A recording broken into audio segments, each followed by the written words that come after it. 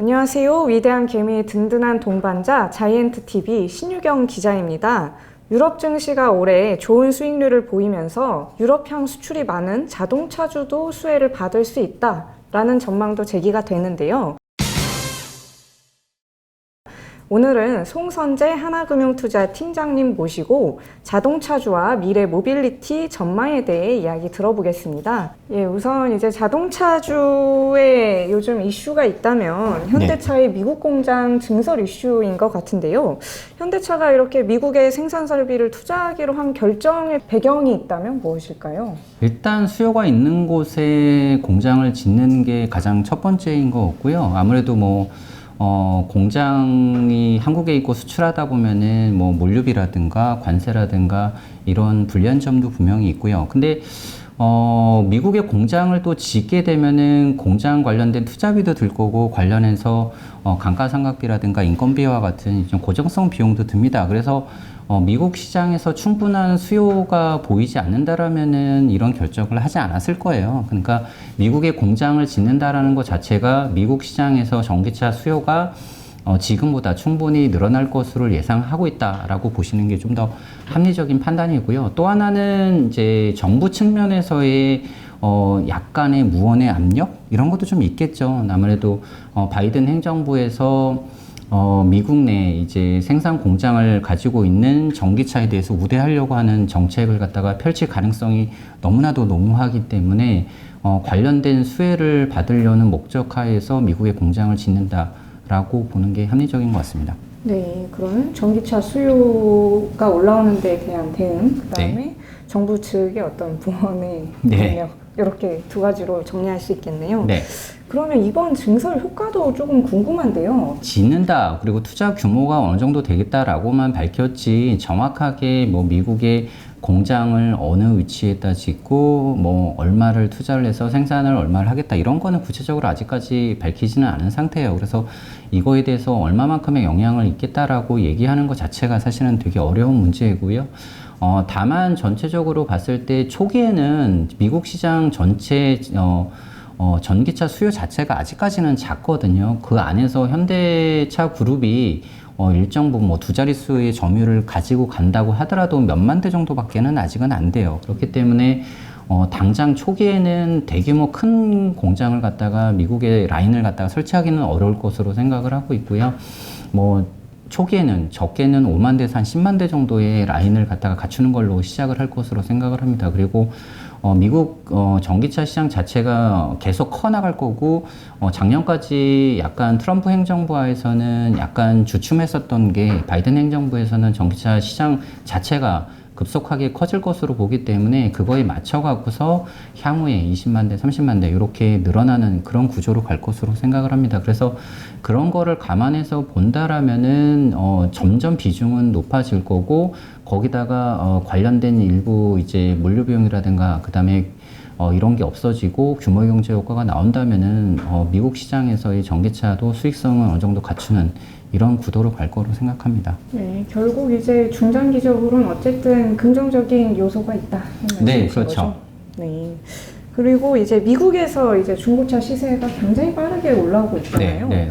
이 경우에는 이제 신차를 판매하는 현대차 입장에서는 중고차 가격 상승이 어떤 영향을 미치게 되나요? 일단 중고차와 신차는 어떻게 보면 약간의 대체제 관계를 형성을 했던 아이템이에요. 그러니까 근데 그래서 중고차 가격이 오른다라는 거는 어떻게 보면은 신차의 가격 경쟁력을 높여주는 요인이라고 볼 수가 있거든요. 근데 지금은 약간 좀 상황이 다른 게 왜 중고차 가격이 이렇게 빠르게 오르고 있냐라는 걸 갖다가 보셔야 되는데 중고차 가격이 이렇게 빠르게 오르고 있는 거는 결국은 신차가 원할 때 저희가 못 사는 사람들이 많기 때문에 결국은 중고차로 일부 수요가 이전되는 거로 볼 수가 있거든요. 그러니까 그러면 왜 신차는 생각보다 이렇게 구하기가 어려우냐? 결국은 차량용 반도체 부족에 따른 완성차들의 생산 차질 문제가 있는 거고, 그래서 완성차 업체들의 생산 차질로 인한 공급 부족이 결국은 중고차 가격을 갖다가 밀어 올리는 요인으로 작용을 하고 있고, 그거는 완성차 입장에서는 과거보다 가격 할인을 덜하고 팔 수 있는 여건도 되었다라는 걸 또 얘기하는 거거든요. 그래서 미국 시장에서 실제로 신차 판매할 때 그 하는 가격 할인, 그러니까 인센티브라고 많이 하거든요. 근데 인센티브가 2020년도 상반기 대비 거의 1,000불 정도가 빠졌어요. $1,000 정도라면은 차 가격이 뭐 한 100만 원 초반 정도 되니까 뭐 미국 시장에서 판매되는 신차 가격 기준으로 보면 한 3~4% 정도는 가격이 상승한 효과를 내고 있다라고 볼 수가 있는 거죠. 그럼 결국에는 이제 현대차에도 긍정적인 그렇죠. 이 신차 가격이 그러니까 인센티브가 하락을 하면서 신차 가격이 조금 올라가는 효과가 발생을 하니까 당연히 현대기아도 그거에 따른 수혜가 있습니다. 그러면 방금 이제 팀장님께서 말씀을 주셨듯이 이제 자동차주의 꾸준한 악재로 언급되는 게 이제 차량용 반도체 네, 맞아요. 공급 부족 현상인데, 일각에서는 이제 차량용 반도체 공급 부족이 2분기에 이제 절정을 찍고 점차 완화될 거다, 이런 전망도 나오는데요. 팀장님께서는 어떻게 보실까요? 좀 더 명확하게 좀 하셔야 될 거는 차량용 반도체 공급 부족의 정점은 2분기가 맞아요. 2분기가 맞는데 이게 그러면 하반기에 해소가 되느냐? 그건 아닙니다. 해소는 아니고 완화가 되는 거죠. 공급 부족이 좀 완화가 되는 거고, 아마 차량용 반도체의 수급 불균형은 연말 그리고 내년도까지 이어질 것으로 생각을 해요. 왜냐면은 반도체 업체들 입장에서는 지금 자동차뿐만 아니라 모든 쪽에서 수요가 되게 좋거든요.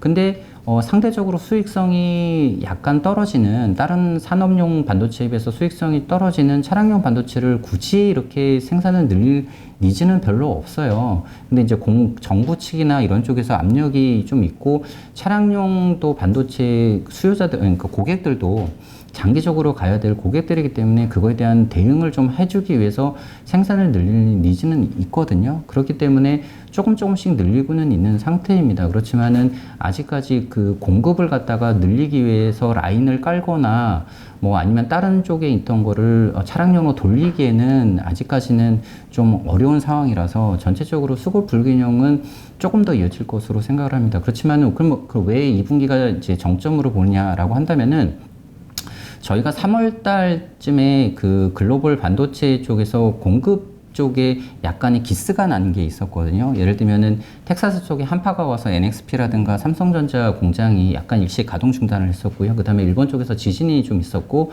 대만 쪽에서도 일부 정전 사태가 발생을 하면서 공급 측면에서 약간의 좀 며칠 뭐 이런 식이라도 기스가 나기 시작을 하면서, 그게 4월달, 5월달에 차량용 반도체 이제 재고를 소진시키면서 실질적으로 5월달, 6월달에 완성차들의 생산 차질로 이어졌거든요. 근데 그 이후로 이제 이런 공장들이 이제 정상화되기 시작하면서 다시 공급이 늘기 시작을 했고요. 그 다음에 또 하나 차량용 반도체에 관련된 이제 워낙 글로벌 이슈가 되다 보니까 각국 정부라든가 기업들, 산업 쪽에서 워낙 이제 반도체를 구하기 위해서 상당한 로비와 이런 걸 펼치기 시작을 했죠. 그러다 보니까 반도체 생산 업체들 입장에서는 공정을 개선하든 야근을 하든 특근을 하든 이런 식으로 어떻게든지 대응을 해야 되잖아요. 그래서 관련해갖고 좀 생산을 조금 늘린 것으로 파악됩니다. 그래서 실질적으로 차량용 반도체 그 생산 납품업체들이 완성차들 부품회사들과 계약한 걸 보면은 상반기 대비 하반기에 물량이 조금 늘어났다라고 얘기를 합니다. 그렇기 때문에 결론적으로는 2분기가 정점이고 하반기에 그 수급 불균형은 완화가 되는 건 맞다. 다만 완벽한 해소라기보다는 최악의 상황을 지난 거다라고 보는 게 맞습니다.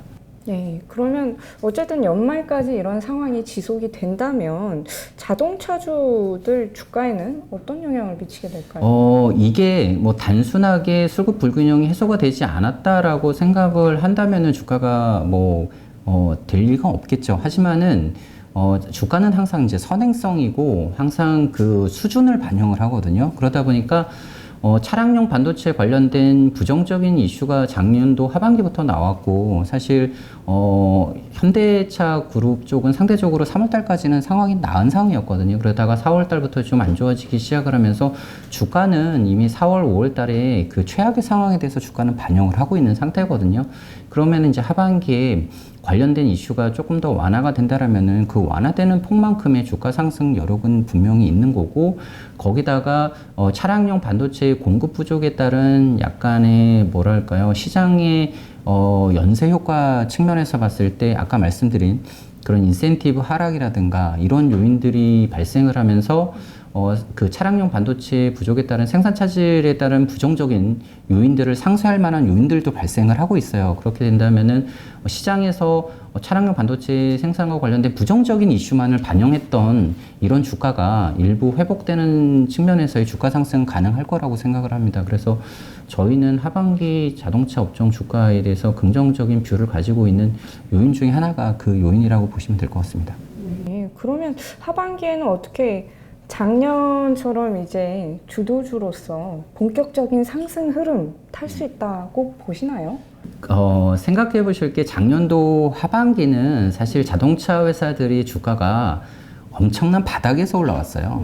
그때 당시에 코로나가 한창 기승을 부리던 3월, 4월 달에 완성차 기준으로 PBR이 거의 0.3배 정도 수준대였거든요. 근데 지금은 완성차 기준으로 PBR이 0.8배에서 한 1.1배 사이 오고 있는 상태이고, 이거는 비단 현대차만의 그런 게 아니라 글로벌 완성차들 모두가 거의 PBR 1배 정도에서 움직이고 있고요.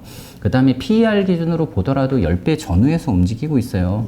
주가 상승률만 보더라도 테슬라를 제외한 거의 대부분의 주요 완성차 업체들이 2020년도 1월 2일부터 지금까지 주가 상승률이 70%가 넘어요. 그러니까 중간에 코로나로 인해서 빠진 것도 있는데 이걸 빼고서도 70%가 넘기 때문에 이미 그 시장 수요 회복이라든가 이런 거에 대한 거는 주가가 일정 부분 반영을 하고 있다. 그렇기 때문에 작년도 하반기처럼 그런 드라마틱한 주가 상승을 기대하는 거는 주가 수준을 감안했을 때 쉽지는 않은 문제인 거고, 다만 현대 기아차 쪽에서 봤을 때 그런 여전히 시장 평균 대비 밸류에이션이 낮아요. 그러니까 시장 평균이 PER 10배, PBR 1배 정도인데 현대기아는 8배에서 10배 사이 정도 PER 기록하고 있고, PBR도 0.8에서 1.0배 정도 사이를 기록하고 있기 때문에 여전히 시장 평균 대비 조금 낮은 밸류에이션을 기록을 하고 있고, 하반기에 상대적으로 안정적인 이익 흐름도 가능한 구조다라는 거 감안하고,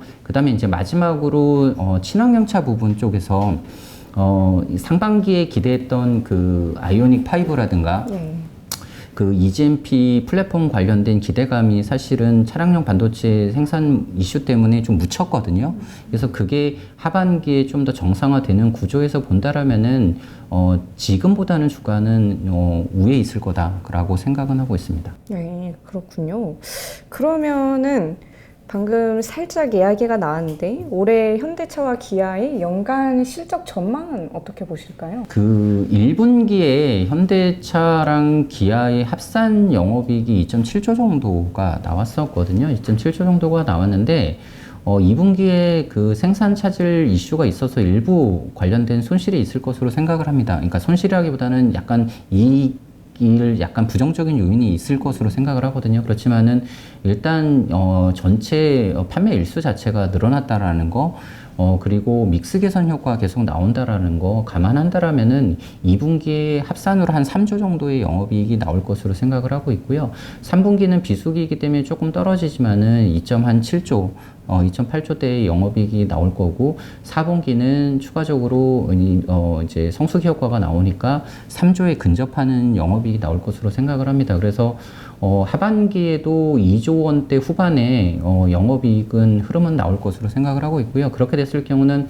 2021년도 연간으로 현대 기아의 영업이익은 11.5조 정도 예상을 하고 있어요. 근데 11.5조라는 숫자는 현대차 그룹이 과거에 영업이익 기준으로 가장 좋았을 때가 2011년부터 2013년도까지 3개의 연도였거든요. 그때 영업이익이 11조에서 12조 정도를 기록을 했어요. 그러니까 가장 피크였던 12조 정도에는 못 미친다고 하더라도 거의 근접하는 수준의 이익은 내놓을 것으로 생각을 합니다. 그래서 전체적으로 저희는 하반기 쪽에서 양호한 이익 흐름 계속 나올 것으로 생각합니다. 네. 방금 말씀 주신 내용 중에 제가 항상 이제 자동차주 리포트를 읽어보면서도 궁금한 게 있었는데, 이 믹스 개선이라는 거는 어떻게 생산하는 차량의 종류를 뭐 더 넓게 한다, 뭐 이런 건가요? 뭐 믹스는 사실 여러 가지로 해석을 할 수 있는데 가장 큰 게 이제 차종 믹스 그리고 뭐 지역적인 믹스도 있을 거고요. 근데 이제 여기서 얘기하는 건 이제 가장 대표적인 게 차종 믹스인데 그렇게 보시면 됩니다. 어차피 똑같은 소나타를 생산을 하는 것과 아니면 소나타에 비슷한 뭐 산타페를 생산한다고 하더라도 생산하는 사람은 똑같아요. 뭐 일부 조금 사람이 약간의 차이는 있을 수 있지만 거의 대부분 똑같은 사람이 생산을 하고 똑같은 공장에서 생산을 하거든요. 라인은 물론 다르겠지만은 전체 한 개의 공장에서는 똑같은 생산을 합니다. 그렇게 됐을 경우는 똑같은 고정비를 가지고 더 고가인 자동차를 생산을 하게 되죠. 그러면은 상대적으로 고정비 스프레드되는 효과가 좀 더 고가 차종에 좀 더 세게 나옵니다. 그래서 믹스 개선이라고 한다는 거는 차량 대수가 아니라 매출액 기준으로 봤을 때 그 차종이 상향되면서 매출액이 증대하는 효과를 갖다가 얘기를 하고요. 그거에 따른 고정비 스프레드 효과가 발생을 하면서 마진에 도움이 되는 이런 효과를 믹스 개선 효과라고 이야기를 하고 있습니다. 네, 그렇군요. 네. 예, 마지막으로 그러면 국내 자동차주 중에서 이제 한 가지만 지금 연구원님께서, 팀장님께서 꼽는다면 토픽은 어떤 건가요? 꼭 하나만 꽂아야 되나요? 꼽아야 되나요? 네. 뭐 여러 사실 개... 엄마 좋아 아빠 좋아 이 질문 것 그런 같아갖고 건가요? 네 그래서 저는 뭐 현대차 기아 둘 다 선호를 합니다. 그래서 단기적으로는 모델 사이클이라든가 뭐 이익 모멘텀으로 보면은 약간 기아가 조금 더 좋은 편이고요. 다만 이제 중장기적으로 미래 자동차에 대한 기술 개발의 핵심은 현대차이기 때문에 저는 중장기적으로 보면 현대차를 조금 더 선호하는 편입니다. 근데 사실 뭐 두 개 회사 크게 차이는 없다라고 생각합니다. 각각의 매력이 있습니다. 각각의 매력이면 한 가지씩 조금 꼽아주신다면 뭘까요? 뭐 현대자동차는 말씀드린 것처럼 미래 기술에 대한 현대차 그룹의 핵심 역할을 하고 있는 업체이고요. 기아 자동차는 밸류에이션이 조금 낮은 상황에서 이익 모멘텀이 좋습니다.